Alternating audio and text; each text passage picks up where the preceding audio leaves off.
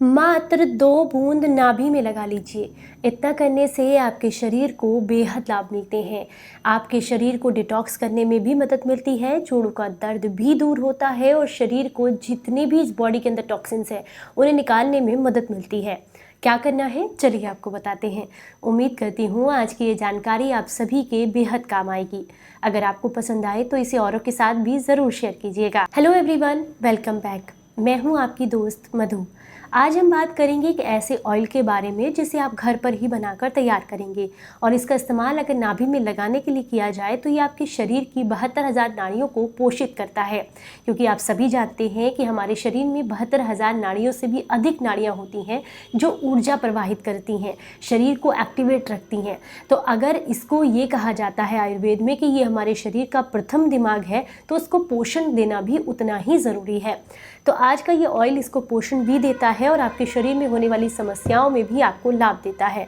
इसके अलावा सबसे पहले मैं बात करूं कि अगर आपको ऐसा लगता है कि आपकी नाभि जो है वो जगह से हट गई है या धरन हट जाना, कोडी गिर जाना, ये कुछ आम से नाम है जो आम भाषा में लोग कहते हैं, तो इस तरह की समस्याएं अगर आपको देखने के लिए मिल रही हैं तो इसका एक सिंपल टेस्ट मैं आपको बता देती हूँ जिससे आपको ये पता चल जाए कि आपकी नाभि अपनी जगह पर है या नहीं। इसके लिए क्या करना है, अपने दोनों हाथों में देखिएगा, किसी भी हाथ में कर सकते हैं। ये जो हमारी इंडेक्स फिंगर है और ये जो हमारा अंगूठा है, इसके सेंटर में बिल्कुल यहाँ पर इस तरीके से जोर से दबाइएगा।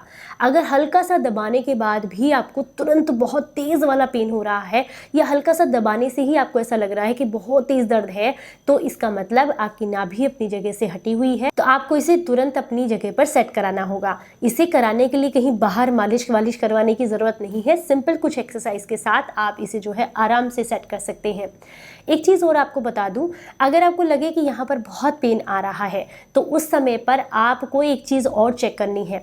अपने दोनों पैरों को एकदम सीधा कर दें सामने की तरफ और ये देखिएगा कि दोनों पैरों में से कौन से पैर का अंगूठा ज़्यादा ऊंचा है और कौन सा नीचा है। सामने वीडियो में आपको मैं एक्सरसाइज में दिखा रही हूँ कि इसमें आप आराम से देखकर ये चेक कर सकते हैं कि जिससे कि आपको ये पता चल सके जिस साइड का अंगूठा नीचा है उसको ऊपर की तरफ खींचे हल्का सा। इससे भी अगर आपकी नाभि जो है हल्की फुल्की साइड में हुई है तो ये आसानी से अपनी जगह पर आ जाती है।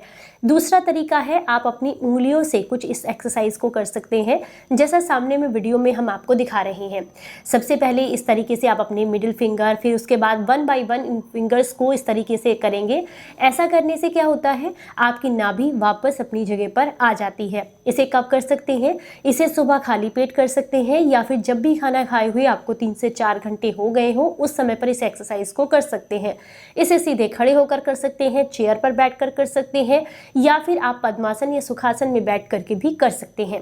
ध्यान रखना है, इसे लगभग 5 से 7 मिनट के लिए कंटिन्यूअसली इस एक्सरसाइज को हाथ से करना है और दोनों हाथों से करना है। इससे भी आपकी नाभि वापस अपनी जगह पर अच्छे से सेट हो जाती है।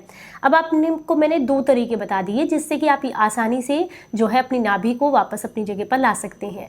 अब ये भी एक तरीका मैंने आपको बताया था कि जिससे कि उंगली के बीच में यहाँ और अंगूठे के बीच में दबाकर आप पता कर सकते हैं। इसके अलावा कुछ सिम्टम्स आपको दिखाई भी देते हैं जैसे कि पेट में गैस का गोला घूमना या फिर हर समय मन कच्चा कच्चा सा रहना, उल्टी उपकाई जैसा फील होना, खाना खाने का मन ना करना या नाभि के आसपास वाले एरिया में आपको दर्द या चुभन महसूस होना। ये भी कुछ ऐसे संकेत हैं जिससे ये पता चलता है कि नाभि अपनी जगह से हट गई है। तो अब हम बात करेंगे इस ऑयल के बारे में जो कि आपकी नाभि को पोषण देगा। और अगर आपकी नाभि बार बार जगह से हटती रहती है या उससे संबंधित आपको समस्याएं होती रहती हैं तो उसमें भी आपको लाभ मिलेंगे। तो क्या करना है, इसे बनाने के लिए सबसे पहले आपको 200 ml शुद्ध नारियल का तेल लेना है। ये जो है कोल्ड प्रेस होना चाहिए, इस बात का विशेष ध्यान रखें। इसमें 2 से 3 लहसुन की कलियों को थोड़ा सा कूट करके आपको डाल देना है और इसका छिलका उतार करके कूट करके डालिएगा। 2-3 कलियां डालनी है, पूरी लहसुन नहीं, कलियां डालनी है, इस बात का ध्यान रखें। इसके अलावा इसके अंदर आपको अदरक डालना है।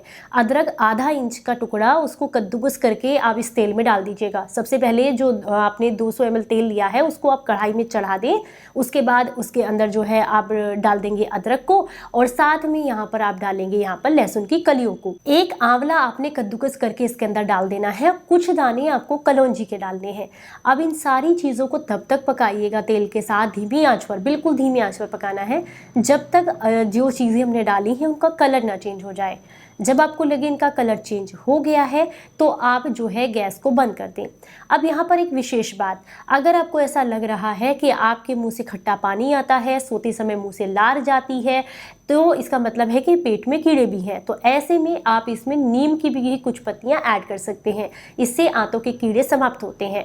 तो आप इस तेल को ऐसे ही छोड़ दें जब तक कि ठंडा ना हो जाए, और उसके बाद छान करके कपड़छन करके किसी शीशी में भर के रख लें। नहाने के बाद या फिर रात को सोने से पहले 2 या 3 बूंद नाभि में इसको लगाना है और हल्के हाथ से क्लॉकवाइज और एंटी क्लॉकवाइज आपको मालिश करनी है। कंटिन्यूअसली 21 दिनों तक इसका प्रयोग करने से जोड़ों का दर्द दूर होगा, नाभि की कमजोरी दूर होती है, खाया पिया शरीर को लगने लगता है, आंतों के कीड़े समाप्त होते हैं। इसके अलावा अगर आपके ब्लड में किसी भी तरह का इन्फेक्शन है तो वो दूर होता है, आंखों की रोशनी भी बढ़ती है और आपका इम्यून सिस्टम स्ट्रांग होता है, बाल झड़ने कम होते हैं और आंखों की रोशनी भी बढ़ने लगती है। आपको बता दूं कि अगर आप इसे लगातार 21 दिनों तक प्रयोग कर रहे हैं तो एक चीज और कीजिएगा, जैसे ही रात को या नहाने के बाद आप इसको इस्तेमाल करते हैं तो 2-3 दिन के बाद थोड़ा पानी गुनगुना कीजिएगा और उसके अंदर ये जो ईयरबड्स होते हैं ना, या किसी भी आप मतलब चीज़ पर थोड़ा सा कॉटन लपेट लें और उसको गुनगुने पानी में डालकर हल्का निचोड़कर नाभि की हल्के हाथ से सफाई भी कीजिएगा, क्योंकि वहाँ पर गंदगी या फिर किसी तरह का कोई भी इन्फेक्शन भी नहीं होना चाहिए। अगर इन बातों का ध्यान रखते हुए इसका प्रयोग आप करते हैं तो आपको इससे बहुत सारे लाभ मिलते हैं। जानकारी अच्छी लगी हो तो लाइक एंड शेयर ज़रूर कीजिएगा सभी के साथ में। फिर मिलूंगी किसी नई जानकारी के साथ, तब तक अपना बेहद ख्याल रखें और हंसते मुस्कुराते रहें। Stay healthy, stay happy. Bye bye.